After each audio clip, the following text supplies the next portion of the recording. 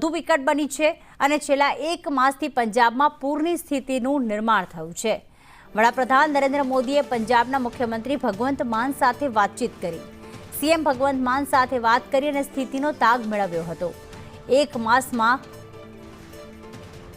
પંજાબમાં પૂરના કારણે 30 લોકોના મોત થઈ ગયા છે।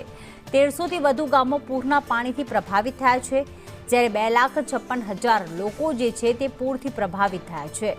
સતલજ, બિયાસ, રાવી નદીઓના પાણીનું તાંડવ સામે આવ્યું તો નદીઓના વધતા જળસ્તરે પંજાબમાં તારાજી પણ સર્જી। અમૃતસર, ફિરોઝપુર, પઠાણકોટમાં સૌથી વધુ અસર જોવા મળી રહી છે। આ ઉપરાંત ગુરદાસપુર, હોશિયારપુર, જલંધરમાં પણ વિનાશ સર્જાયો છે। અત્યાર સુધી 15,688 લોકોને સલામત સ્થળે ખસેડવામાં આવ્યા છે। ચંદીગઢમાં પણ ભારે વરસાદના કારણે આજે શાળાઓ બંધ છે। પટિયાલામાં નીચાણવાળા વિસ્તારને એલર્ટ કરવામાં આવ્યા છે, તો પંજાબમાં રાજ્યભરની યુનિવર્સિટીઓ 3 સપ્ટેમ્બર સુધી બંધ છે। રાવી નદી સામાન્ય કરતાં 10 ગણી ફેલાઈ જતા મુશ્કેલી ઊભી થઈ છે। ઘરો છે, ખેતરો છે, ગામો છે, બધું જ તબાહ થઈ ગયું છે। બધું જ જળબંબાકારની સ્થિતિમાં છે।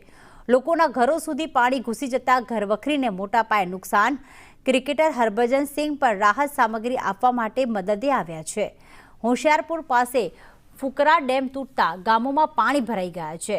પંજાબમાં 96,000 હેક્ટર ખેતીવાડીની જમીનને પૂરથી નુકસાન થયું છે। અનેક પશુઓ તણાઈને પાકિસ્તાન તરફ જતા રહ્યા છે, તો એનડીઆરએફની 20 જેટલી ટીમો તૈનાત કરવામાં આવી છે। સેના છે, બીએસએફ પણ બચાવ કાર્યમાં લાગ્યા છે। તો પંજાબમાં સતત સ્થિતિ બગડતી જઈ રહી છે। 1 માસના પૂરના કારણે 30 લોકોના મોત થઈ ગયા છે, અનેક લોકો બેઘર થયા છે।